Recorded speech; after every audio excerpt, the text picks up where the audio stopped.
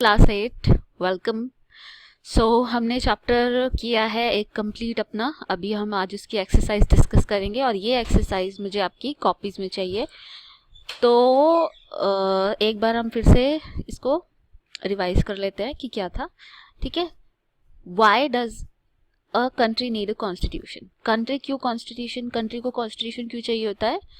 आप अपने वर्ड्स में अगर बताना चाहें तो इसलिए चाहिए होता है क्योंकि कुछ रूल्स और रेगुलेशन के अकॉर्डिंग कंट्री रन होगी ना। कंट्री को हम रन किसी रूल्स या रेगुलेशन के अकॉर्डिंग करेंगे ना, तो वो रूल्स और रेगुलेशन कहाँ पर लिखे हैं? वो रूल्स और रेगुलेशन लिखे हैं कॉन्स्टिट्यूशन में। तो हमें कॉन्स्टिट्यूशन क्यों चाहिए? ताकि रूल्स और रेगुलेशन हमें मिलें। दूसरा, अगर लिखे हुए हैं कहीं पे रूल्स रेगुलेशन तो उस पावर को कोई मिसयूज नहीं कर सकता है ना।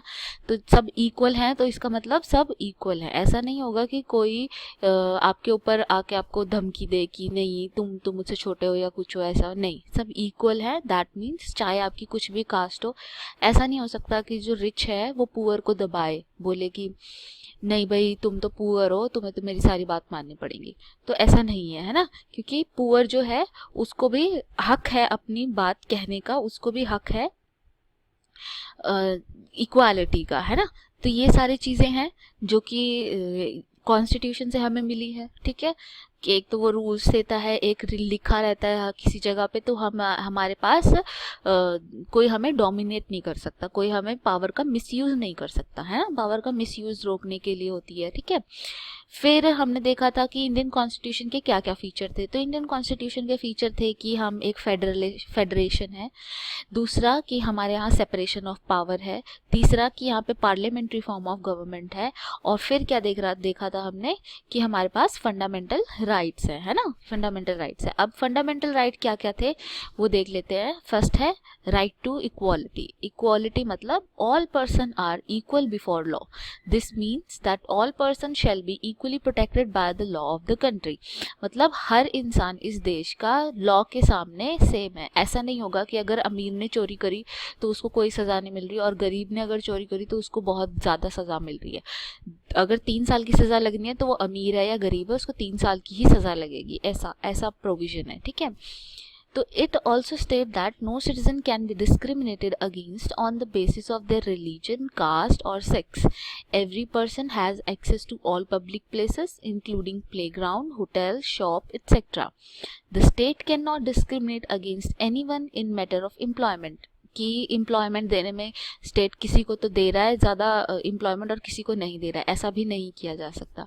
But there are exception to this that you will read about later in this book.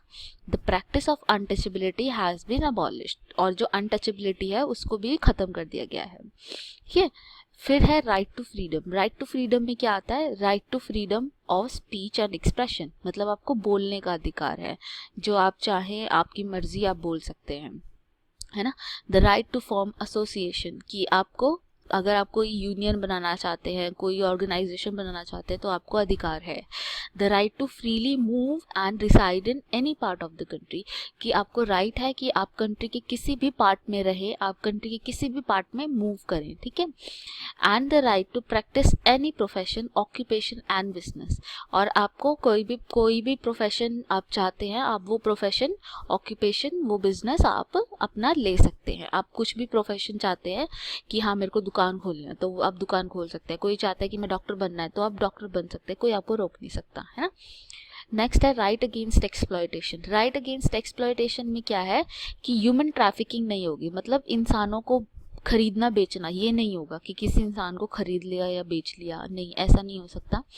Force labour नहीं होगी कि ज़बरदस्ती उससे काम करवा रहे हैं, ये नहीं होगा।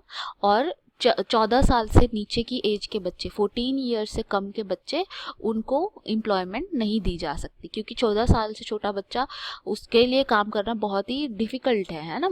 तो इसलिए उसको काम नहीं करने दिया जा सकता एम्प्लॉयमेंट मतलब। ठीक है, right to freedom of religion. Freedom of religion का मतलब है कि इस देश में हर पर्सन को अधिकार है कि वो अपनी पसंद का रिलीजन फॉलो करे, जो भी उसको पसंद है वो रिलीजन वो फॉलो करे। और अगर उसको नहीं भी पसंद है कुछ भी तो उसकी मर्जी है, वो सब कुछ छोड़ सकता है। ठीक है, फिर है cultural and educational right. Cultural and educational right का मतलब है दैट ऑल माइनॉरिटीज, रिलीजियस या फिर लिंग्विस्टिक, कोई भी माइनॉरिटी है या तो रिलीजन से, जैसे रिलीजन से माइनॉरिटी कौन होगा, इस देश में सबसे ज़्यादा हिंदू हैं तो हिंदू क्या हुआ, मेजॉरिटी, और कम कौन है नंबर में, क्रिश्चियंस हैं वो माइनॉरिटी हुए, मुस्लिम्स कम हैं तो वो भी माइनॉरिटी हुए। तो ऐसे ये माइनॉरिटी हुए। तो जो ये माइनॉरिटी हैं उनको अधिकार है अपने एजुकेशनल इंस्टीट्यूशन बनाने का, या जो चीज़ें वो प्रिजर्व करना चाहते हैं उसको प्रिजर्व करके रखने का, ठीक है, ये उनको अधिकार है। फिर right to constitutional remedy. Right to constitutional remedy का मतलब होता है कि अगर किसी को दिए हुए राइट्स, अगर किसी को राइट दिए हुए हैं, मतलब जो कॉन्स्टिट्यूशन ने राइट दिए हैं, ठीक है, और उस पे कोई हनन करता है, कोई उन राइट्स के ऊपर क्लेम करता है, कोई उन राइट्स को नहीं देता, या फिर स्टेट या कोई इंडिविजुअल, जैसे मान लो सरकार ने तो डिस्क्रिमिनेशन, कॉन्स्टिट्यूशन ने तो बोला है कि डिस्क्रिमिनेशन नहीं होना चाहिए, और मान लो कोई डिस्क्रिमिनेट करता है तो आपके पास क्या रास्ता बचता है, तो आपके पास रास्ता बचता है कॉन्स्टिट्यूशनल रेमेडी का। तो आप इसके तहत सीधे हाई कोर्ट या सीधे सुप्रीम कोर्ट में जाके बोल सकते हो कि मेरा जो फंडामेंटल राइट है उसका हनन हो रहा है, मेरे फंडामेंटल राइट को एंजॉय करने नहीं दिया जा रहा, तो मैं डायरेक्टली सुप्रीम कोर्ट या फिर हाई कोर्ट में आ गया हूँ, ठीक है। तो ये बेसिक फीचर्स थे। अब हम यहाँ से क्वेश्चन करेंगे, why does a democratic country need a constitution. इसको तो मैंने अभी पहले ही आंसर कर दिया आपको, क्यों चाहिए होता है हमें कॉन्स्टिट्यूशन, ठीक है। To set the rules so that the government does not misuse its power, है ना, हर किसी को इक्वालिटी इस्टेब्लिश हो लॉ के सामने, इसलिए, है ना। तो ये आंसर आप इसमें लिखेंगे। फिर look at the wording of the two document given below. First column is from 1990 Nepal Constitution. The second column is from the recent Constitution of Nepal. Article 35 Executive Power. The executive power of the Kingdom of Nepal shall be vested in His Majesty and Council of Minister.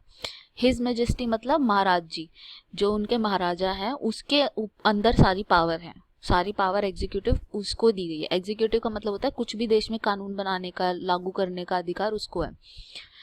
यहाँ पे article 75 दूसरे column में जब हम पढ़ रहे हैं तो वहाँ पे लिखा है कि executive power of Nepal shall pursuant to this constitution and law will be vested in council of minister.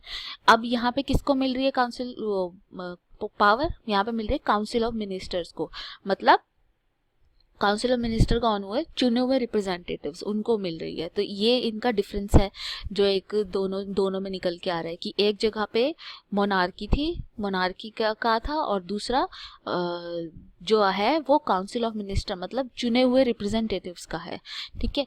तो एक मोनार्की थी, दूसरी पार्लियामेंट्री डेमोक्रेसी है, ये इसका डिफरेंशिएशन हुआ। Next, what would happen if there were no restriction on the power of elected representative. क्या होगा अगर किसी की पावर पे, जो इलेक्टेड रिप्रेजेंटेटिव है उनकी पावर पे कोई रोक टोक ना हो, तो क्या होगा, तो होगा ये कि वो अपनी पावर का मिसयूज कर सकते हैं, है ना। तो वो अपनी पावर का क्या कर सकते हैं, मिसयूज कर सकते हैं। एग्जाम्पल याद होगा आपको वो मॉनिटर वाला एग्जाम्पल, कि मॉनिटर को पावर दे दी और मॉनिटर ने पावर मिसयूज करी, तो मिसयूज हो सकता है। तो ये आंसर आप लिखेंगे। In each of the following situation, identify the minority. Write one reason why you think it is important to respect the view of minority in each this situation. In a school, there are 30 teachers, 20 of them are male. अब देखो एक school में 20 जो teacher हैं वो mail हैं और 10 teacher female हैं, तो कम किसके नंबर हुए, फीमेल। तो यहाँ पे माइनॉरिटी कौन हुआ, फीमेल, है ना। फिर एक सिटी में 5% पॉपुलेशन बुद्धिस्ट है, सिर्फ 5% बुद्धिस्ट है, तो 95% नॉन बुद्धिस्ट है, तो ज़्यादा कम कौन हुआ, कम 5% हुए, तो ये माइनॉरिटी हुए। एक फैक्ट्री में 80% एम्प्लॉयज आर 80% आर वेजिटेरियंस, 80% लोग वेजिटेरियन है, तो कम कितने, 20%, 20% लोग क्या है, नॉन वेजिटेरियन, तो कम कौन सा हुआ, 20 वाला, तो नॉन वेजिटेरियन माइनॉरिटी है, ठीक है। फिर 50 स्टूडेंट्स और 40 belong to well off family, 40 बच्चे वेल ऑफ फैमिली से बिलोंग करते हैं और 10 बच्चे पुअर फैमिली से बिलोंग करते हैं, तो यहाँ पे माइनॉरिटी कौन हुए, पुअर। तो इनमें इन सब में माइनॉरिटी को उसको क्यों सहयोग करना चाहिए, उनको रिस्पेक्ट क्यों करना चाहिए, क्योंकि वो भी इक्वल है, उनके व्यूज़ भी उतने ही मायने रखते हैं जितने के हमारे व्यूज़। ठीक है, तो जैसे अगर फीमेल टीचर है तो फीमेल टीचर से भी पूछना चाहिए कि उसे क्या स्कूल में करना ठीक लग रहा है, क्या नहीं लग रहा है, क्योंकि हो सकता है उसका पर्सपेक्टिव जो है वो अलग हो, कुछ अलग बात निकल के आए, कुछ अच्छी चीज़ निकल के आए। उन इक्वालिटी है आखिरकार, we can not discriminate somebody on the gender, on the base of gender, है ना, हमें उनकी रिस्पेक्ट करनी चाहिए। ऐसे ही हम एक सेक्युलर कंट्री हैं, हम कोई बुद्धिस्ट है, नॉन बुद्धिस्ट है, हम उसकी डिसरिस्पेक्ट नहीं कर सकते। फिर खाने का सबको अपनी मर्जी का अधिकार है, सबको अपनी फ्रीडम है कि वो क्या खाना चाहते हैं, राइट टू चूज़ है उनको कि वो क्या खाना चाहते हैं, तो हमें उसकी भी रिस्पेक्ट करनी चाहिए। और अमीर और गरीब के उस पर तो भेदभाव इंडिया में किया ही नहीं जा सकता, है ना। यहाँ पे की फीचर दिए गए हैं ऑफ द इंडियन कॉन्स्टिट्यूशन, और उसके बारे में आपका सिग्निफिकेंस लिखना है कि आप क्यों लगता है कि ये जैसे फेडरलिज्म है वो क्यों इम्पोर्टेंट है, या सेपरेशन ऑफ पावर है वो क्यों इम्पोर्टेंट है, फंडामेंटल राइट वो क्यों इम्पोर्टेंट है, ये सारी चीज़ें आप लिखेंगे। ठीक है, उसके बाद write down the name of the Indian state which share border with the following of neighbouring nation, Bangladesh, Bhutan और नेपाल। बांग्लादेश, भूटान और नेपाल से जो बॉर्डर शेयर कर रहा है उस स्टेट का नाम लिखना है आपको। ठीक है, उस स्टेट का